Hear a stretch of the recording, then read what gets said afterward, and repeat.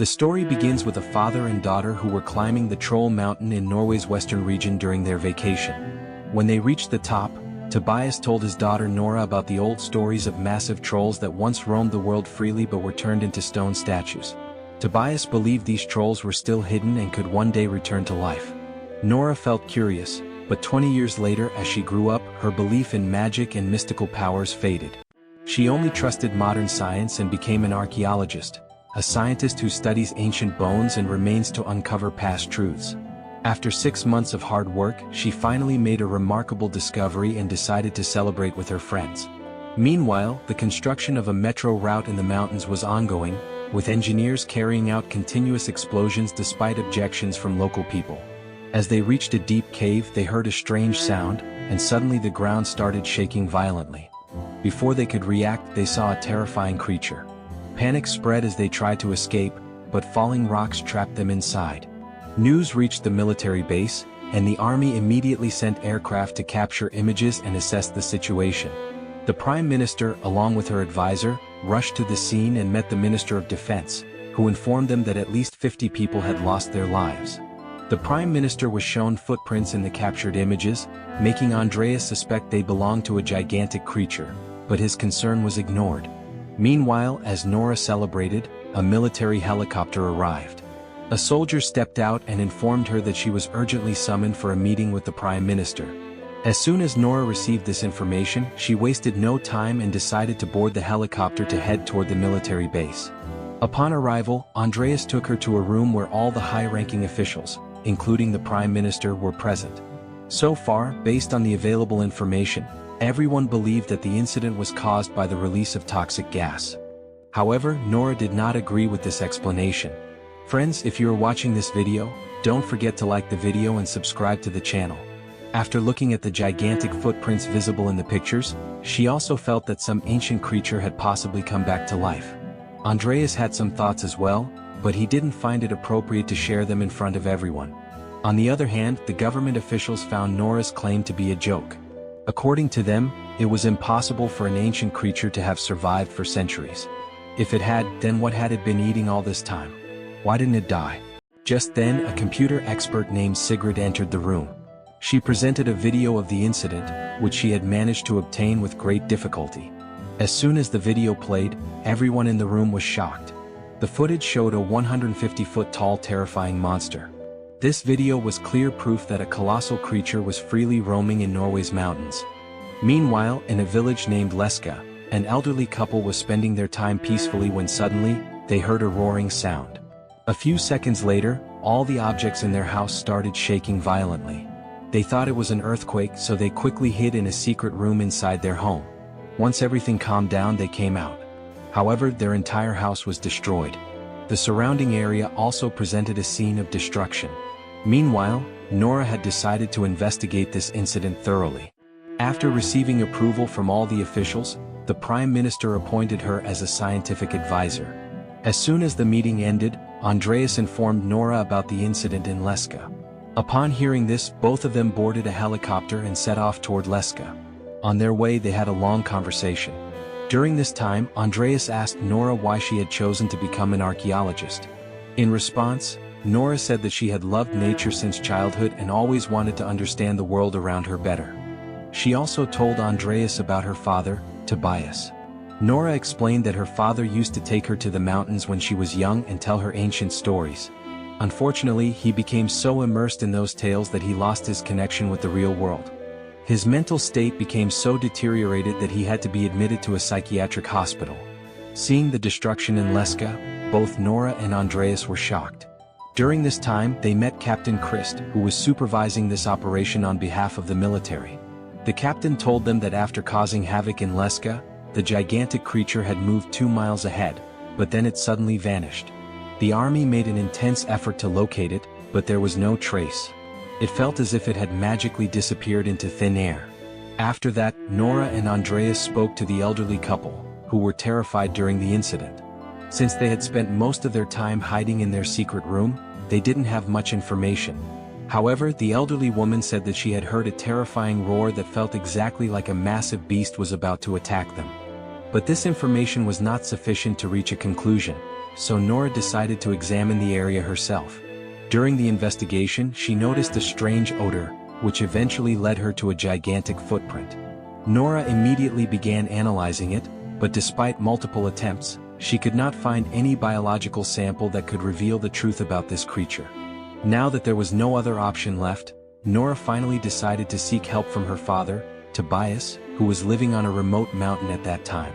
As soon as Nora, Andreas, and Captain Christ arrived there by helicopter, Tobias suddenly pointed a gun at them. However, upon seeing his daughter, he immediately calmed down and allowed them to enter. Inside the house, Tobias was still deeply engaged in his research on trolls. When Nora and her team showed him the video of the gigantic creature, he was shocked. He only spoke one sentence, "They have returned." But Nora still could not understand anything. She asked her father for a scientific explanation so that they could find a way to deal with this creature. However, Tobias stood firm on his research. According to him, trolls had disappeared from Norway because all the people there had converted to Christianity. He further revealed that many years ago he had wanted to bring this secret to the world, but to silence him, he was sent to a mental asylum. After this, Tobias picked up his bag and told them to follow him to a specific location. They boarded the helicopter again, and after flying for a while, they finally reached the destination that Tobias had mentioned. As soon as Tobias arrived, he immediately started inspecting the area. After looking around for a while, he realized that the entire place had completely changed. On the other hand, Nora once again sensed that strange smell, which she had named hypernature. As soon as she began scanning the surroundings, her eyes fell upon a massive entity. It was none other than the same terrifying troll, which had camouflaged itself within the environment. Fortunately, everyone boarded the helicopter just in time and managed to escape safely. After reaching a secure location, Nora and her team shared the video of the troll with the government through the internet. When people saw the gigantic creature, they were completely stunned. Now that everyone had started believing in the existence of trolls, the Prime Minister quickly ordered military action against the troll. The command of this mission was assigned to Captain Christ. As soon as the Prime Minister issued the order, the army launched a massive operation against the troll. Surprisingly, even the military's most powerful missiles had no effect on the troll. They failed to cause any harm to it. As soon as the troll swallowed a soldier alive, Tobias stepped forward to stop it. Initially, the troll listened to him attentively. However, suddenly, more military units attacked the troll, which made it extremely furious. Just as it turned to retaliate, its tail struck Tobias directly. The powerful impact severely injured him. Seeing this, Nora immediately ran toward her father. However, before he could say anything, Tobias took his last breath. That night, overwhelmed with grief and anger, Nora began reading her father's diary in hopes of finding a way to stop the troll. After hours of studying the diary, she discovered that trolls always attack churches because they despise the sound of church bells. Nora immediately presented this plan to the government officials. Initially, no one took her seriously and thought she was being foolish. However, she argued that since missiles were ineffective, they needed to adopt a different strategy. Eventually, the Prime Minister granted her permission to execute the plan. A while later, military helicopters carrying heavy, thunderous bells flew toward the troll. At first, the strategy appeared successful, but soon the troll regained control over itself and destroyed all 4 helicopters. Now, it had become so enraged that it started wreaking havoc everywhere. Amid the destruction, the troll even saved a child's life. This scene clearly indicated that the creature might also have emotions. After this incident, news channels across the world began broadcasting the story extensively. As a result, panic spread among the public. The Prime Minister immediately declared a state of emergency in the country and ordered the evacuation of Oslo and its surrounding areas. This was because the troll was rapidly advancing toward Oslo. Meanwhile, due to her failed plan, Nora was removed from her position as a scientific advisor. On the other hand, Andreas had learned about the government's next move. The government had planned large-scale bombings around Oslo to completely eliminate the troll. However, Andreas had no authority to stop it. That's why he resigned from this unnecessary occupation. Thousands of people were leaving their homes and cities, rushing towards safer places, including Nora and Andreas. Nora felt remorseful that she couldn't help her country overcome this emergency. That's why she started reading her father's diary once again. This time, she noticed the name Sanding mentioned several times. When she discussed it with Andreas, he explained that Sanding was actually a prince who lived in a palace in Oslo and was the wealthiest person of his time. Now, Nora started to feel that maybe they could find an important hint in the palace. That's why she instantly told Andreas to turn the car towards the palace. Upon reaching the palace, they met Roger Sanding, who was already awaiting them. He took them inside and finally disclosed the secret of Norway's trolls. Tobias was absolutely right. In ancient times, trolls used to roam freely on Norwegian lands. After that, Sanding led them to an underground cave, where he confessed that he was the one who ruined Tobias's life to prevent him from exposing the truth. When Tobias got close to uncovering reality, Sanding had him sent to a mental hospital. The secret was actually the skeletons of the Troll King, buried beneath the palace, which Sanding had hidden from the world for years. Moreover, this palace was built right on top of the Troll King's cave. In the past, when Christian rulers annihilated the Troll King and his entire family, he was imprisoned in the cave forever. Now, the troll causing destruction across the country was none other than the same Troll King, who only wanted to return home. After that, Sanding told them that for trolls their family was the most precious thing. During Christian rule in Norway, the Troll King was forcibly sent to the mountains. Now, due to the explosions, he had returned and was heading to Oslo only to reunite with his family. But Nora and Andreas were even more shocked when they found out that the troll family skeletons were right in front of them. As soon as Nora illuminated them, their bones started melting. This meant that trolls could not withstand light.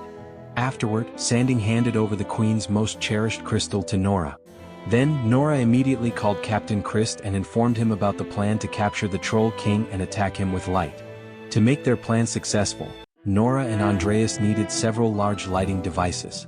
Meanwhile, Andreas quickly called his friend Sigrid and asked her to try to stop the planned bombings in Oslo at any cost. Fortunately, Sigrid was an expert hacker. She secretly, without informing anyone, blocked the missiles from launching. Nora and Andreas were roaming in their truck, carrying the bones of the Troll King's child. They were intentionally trying to draw the Troll King's attention toward them. Their only goal was to lure him into the trap of light. As soon as the Troll King broke the bone, he realized that his entire family was now gone.